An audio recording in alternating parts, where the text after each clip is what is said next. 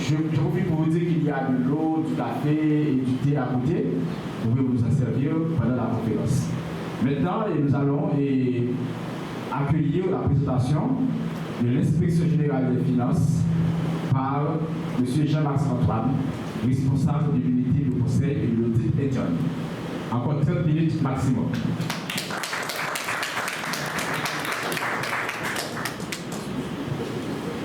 J'espère pouvoir rester dans le temps. Okay. Mesdames et messieurs, distingués invités, il y a un adage qui dit que la corruption est comme une terre litière structurelle, érodant silencieusement les fondements de la société. Aujourd'hui, nous allons explorer ensemble le monde de la transparence, les fondements de la société, de la justice et de la responsabilité financière. Imaginez un instant que nous possédons une lampe torche puissante, capable de dissiper les ombres de la corruption qui obscurcissent nos institutions. Cette lampe torche, c'est l'inspection générale des finances. Notre guide éclairé dans la lutte acharnée contre la corruption. Accrochez-vous et assurez pour chaque détail compte, car la lutte contre la corruption n'est pas simplement une obligation, c'est une nécessité pour forger un avenir plus juste et équilibré. Dans le cadre de cette présentation, nous avons comme objectif de souligner d'une part l'importance de la lutte contre la corruption et les mesures qui peuvent être prises pour la prévenir. D'autre part, cette présentation va mettre en évidence le rôle essentiel de l'inspection générale des finances en tant qu'institution d'audit interne dans la lutte contre la corruption. Nous allons essayer de passer à travers ce plan, nous n'allons pas nous attarder trop là-dessus. Donc nous allons voir la définition de la corruption, la lutte contre la corruption et tout ce qui s'y rattache. Ensuite, pour parler de l'inspection générale des finances. C'est quoi la corruption? Il y a une institution appelée ACFE, Association of Certified Fraud Examiners, qui définit la corruption comme l'un des trois grands aspects de ce qu'on appelle la fraude occupationnelle, en fait, ou fraude interne. Donc, après la corruption, nous allons trouver en fait, dans les deux autres catégories, en fait, le détournement d'actifs et un autre aspect qui est en fait, la fraude aux états financiers. Donc, pour la CFE, la corruption regrouperait les conflits d'intérêts, la corruption ou la subordination, le bribery, et les prises illégales d'intérêt et l'extorsion économique. Donc, ce sont ces quatre aspects que l'on retrouverait dans le concept de corruption pour la CFE. Et la corruption, en fait, vous le savez tous, vous l'avez entendu dans les prestations antérieures, que la corruption est l'abus de pouvoir des faits personnels. Elle sape la confiance et ôte les services publics et entrave la croissance économique. Et aussi, en fait, ce n'est pas un fléau qui touche que les pays sous-développés. Elle touche à la fois les pays développés et les pays en développement. Et comme effet, comme vous l'avez dit, en fait, là, c'est juste notre matière avant de passer à l'inspection générale des finances. Et comme effet de la corruption, nous pouvons retrouver la perte de ressources, l'augmentation de la pauvreté et des inégalités, affaiblir les structures et sape la démocratie. La corruption réduit également l'investissement étranger et le développement économique. Mais pourquoi on doit lutter contre la corruption? On doit lutter contre la corruption parce que la lutte contre la corruption améliore les services publics et la qualité de vie. Parce qu'il y aura beaucoup plus de ressources pour les services qui doivent être offerts à la population. Elle favorise la confiance dans les institutions et renforce la démocratie. La corruption également, la lutte contre la corruption également favorise la transparence, la responsabilisation et la bonne gouvernance. Elle assure une concurrence loyale et l'égalité des chances pour tous.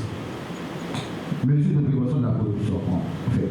Et pour lutter contre la corruption, comme je l'avais dit tantôt, la corruption est l'une des grandes catégories de fraude. Et pour qu'il y ait fraude, pour qu'il y ait corruption et fraude, par ricochet, il y a un scientifique qui a édité une triade. Et dans cette triade, la corruption regrouperait, pour qu'il y ait corruption, il faut qu'il y ait trois éléments fondamentaux. il faut qu'il y ait une pression sur les personnes, la rationalisation. En fait, la personne doit sûrement vivre au-dessus de ses moyens. La rationalisation, elle doit pouvoir être en mesure de se justifier par rapport à ce qu'elle a fait, à la corruption, et aussi il y a ce qu'on appelle l'opportunité. La personne doit pouvoir trouver le moyen de faire l'acte illégal. Donc s'il n'y a pas de moyen, la personne ne pourra pas commettre l'acte de corruption. Donc il faut renforcer les mécanismes de responsabilisation et la surveillance indépendante, encourager la participation citoyenne et la dénonciation, parce que quand on dénonce, les gens ne vont plus faire et ne vont plus commettre d'actes illégaux. Mettre en œuvre et appliquer des lois anticorruption strictes pour voir la transparence des pratiques gouvernementales et commerciales, renforcer la coopération internationale et les efforts de lutte contre la corruption. Mais est-ce qu'il y a des structures est-ce qu'il y a des pays et même des nations qui sont parvenus à éradiquer la corruption? Même quand il n'y aurait pas, mais il y a des success stories, des réussites. Et malheureusement, je n'aurai pas le temps de vous parler de ces cas, on pourra toujours en parler après.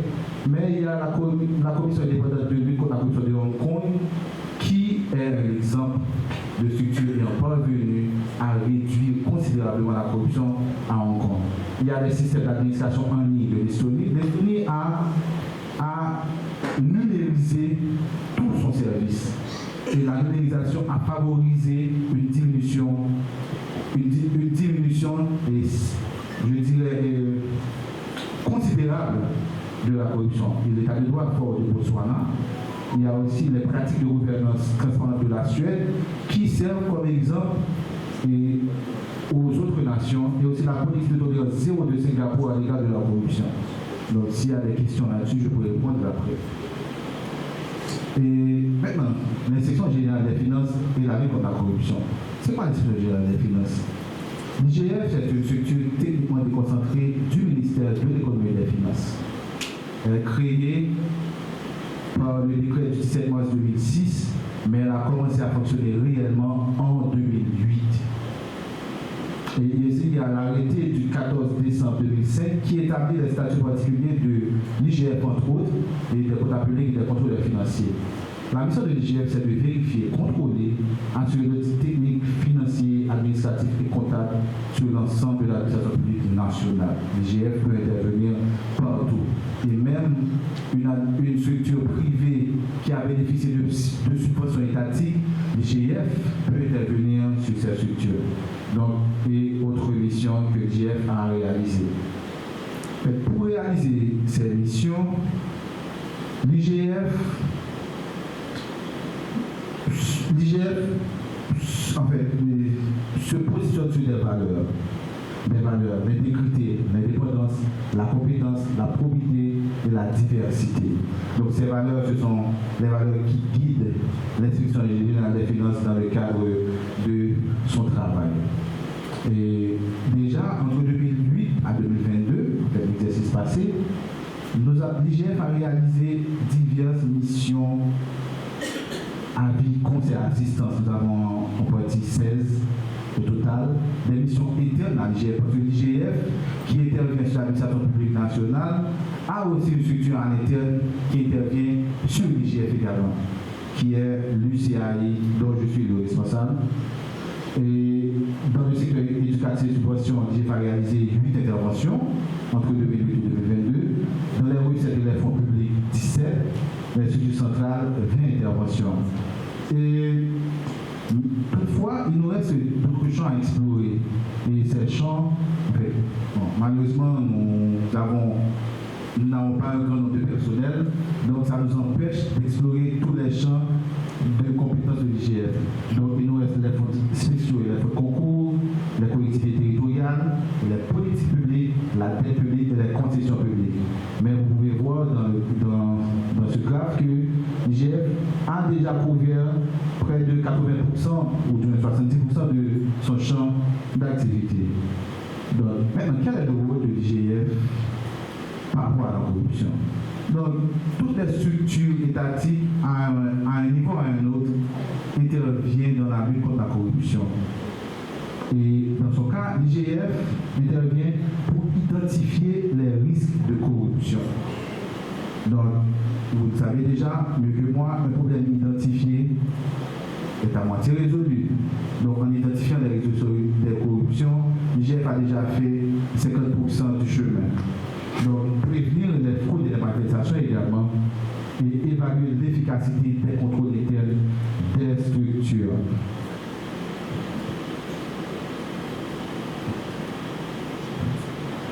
Là maintenant, dans le cadre de cette présentation, nous avions à identifier 10 problèmes de corruption et proposer des solutions. Dans le cadre de ces interventions, l'IGF a identifié des problèmes, que ce soit au niveau des structures centrales, des organismes autonomes, des collectivités.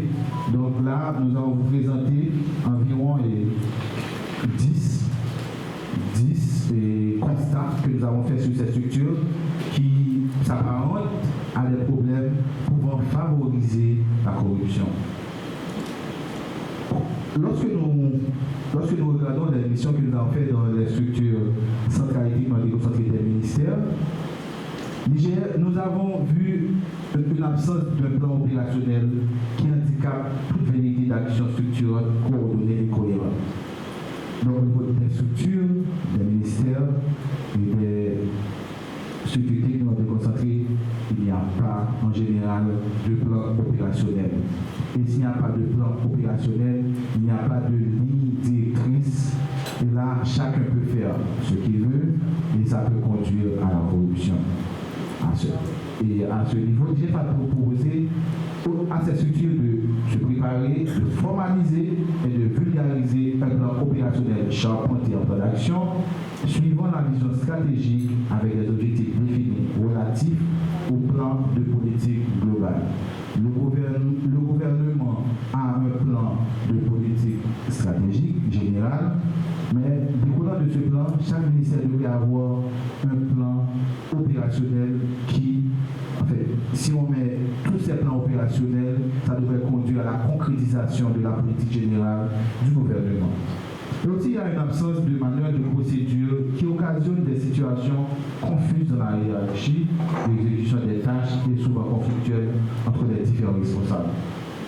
À ce niveau, j'ai proposé de doter, de vulgariser dans les ministères des manuels de procédure pour une meilleure définition de la communication organisationnelle et de revoir la répartition des tâches au niveau des différentes structures en tenant compte des fonctions incompatibles.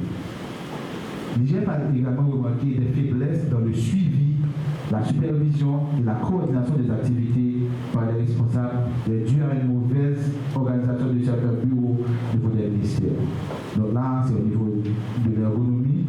L'IGF a proposé de réaliser une organisation plus méthodique des bureaux des différents services définis des ministères. Et comme quatrième problème qu'on a relevé, une absence de référence légale établissant la collecte et la tarification des recettes non budgétisées. Ça, c'est au niveau des recettes internes de l'État qui ne sont pas budgétisées. Formaliser et standardiser les opérations de collecte et d'utilisation de ces fonds. C'est ce qu'a proposé l'IGF. Mais aussi, il y a une absence de procédure définie pour la perception et l'utilisation des recettes non budgétisées, parce que ces recettes peuvent être utilisées à travers puisqu'elles ne sont pas budgétisées. Donc il faut prévoir pour ces structures, on a posé qu'il faut prévoir des matériels de perception sécurisés et, dans la mesure du possible, standardisés pour la collecte des recettes non budgétisées. Et aussi ces recettes qui ne sont pas budgétisées ne sont pas transmises systématiquement au trésor public, alors que ce sont des fonds du trésor public. À ce niveau, nous avons proposé d'établir des modalités de transfert systématique des recettes non budgétisées. Aussi, l'IGF a constaté qu'il y a, comme c'était un problème, une faiblesse des moyens logistiques et humains entourant la collecte des fonds de certaines structures, notamment dans les villes de province. Parce que certes, à Port-au-Prince et dans les CDI qui sont plus grands, il y a des succursales de la BRH, de la BNC, qui perçoivent les fonds. Mais dans les zones plus reculées, c'est ce que ça n'existe pas. Donc, et ça occasionne cette faiblesse-là. Donc, il faudrait former les ressources humaines impliquées dans la collecte de la gestion des fonds, notamment les greffiers, parce que l'appareil judiciaire aussi génère des fonds, et de les pourvoir un matériel logistique nécessaire. Comme huitième problème pouvant amener à la corruption, j'ai pas remarqué l'inexistence d'un document de programme permettant de piloter et d'évaluer les programmes. Ça, c'est dans le secteur de l'éducation, parce que les missions que l'IGF réalise sont regroupées par champ. Et dans chaque champ, il y a des constats transversaux. C'est pour ça apparaissent dans chaque mission que l'IGF a réalisée. À ce niveau, l'IGF a proposé d'élaborer et de divulguer les documents de programme ainsi que les manuels de procédure y relatifs. Et aussi, il existe des faiblesses dans la gestion administrative et comptable des programmes. L'IGF a proposé de renforcer l'administration des programmes pour le secteur éducatif et de mettre en place des comités de pilotage et des programmes. Et comme dixième problème pouvant conduire à la corruption, nous avons constaté l'existence dans les contrats d'éléments impliquant des mécanismes de contrôle. Dès qu'il n'y a pas de contrôle, dès qu'il y a une existence de contrôle interne, et là, il y a un mouvement pour la corruption. Donc, c'est pour cela que j'ai proposé de renforcer le contenu des contrats par l'inscription d'éléments favorisant le suivi et la vérification des clauses du contrat.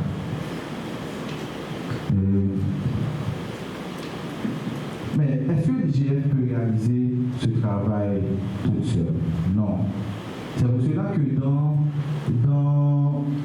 une dynamique de synergie entre les institutions de contrôle du pays, parce que je vous l'avais dit tantôt que l'IGF intervient beaucoup plus dans l'aspect opportunité pour la corruption.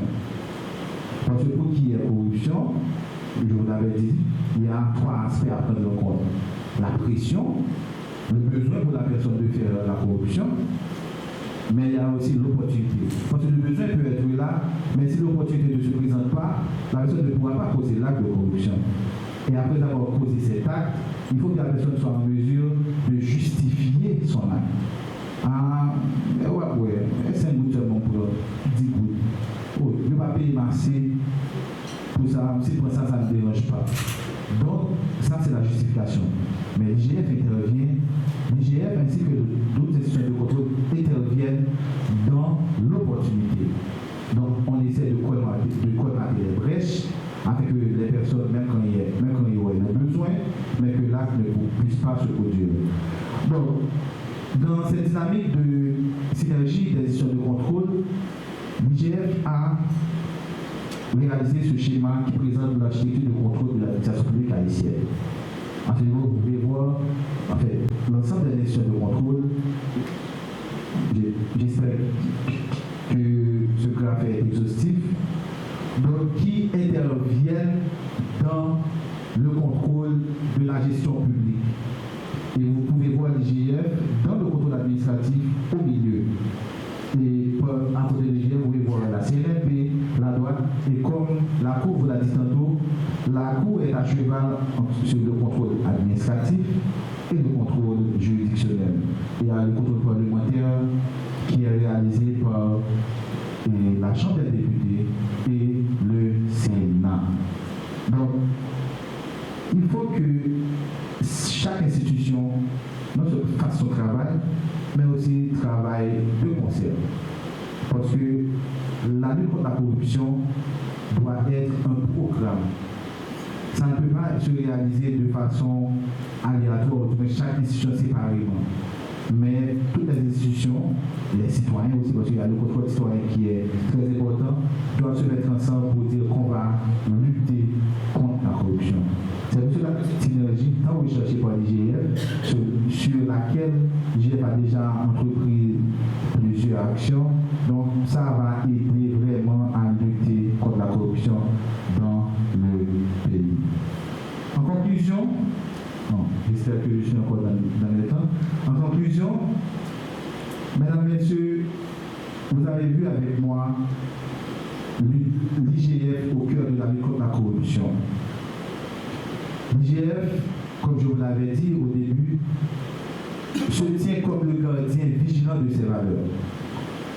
Elle éclaire le chemin vers un avenir où la confiance, la responsabilité et la justice prévalent. Alors que nous allons clôturer cette présentation, je vous invite à ne pas oublier que la lutte contre la corruption est un effort collectif, nécessitant l'engagement de chacun. Et ensemble avec l'IGF en première ligne, nous serons armés pour défendre l'intégrité financière, promouvoir la transparence et construire un avenir où la probité est la norme et la diversité est célébrée. Merci de votre attention et souvenez-vous que chaque action compte dans cette quête continue pour un monde plus éthique et plus équitable. Merci.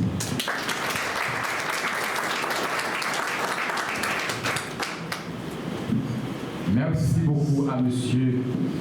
Jean-Max Antoine, responsable de l'unité du Conseil de l'audit interne à l'IGF, qui est l'inspection générale des finances.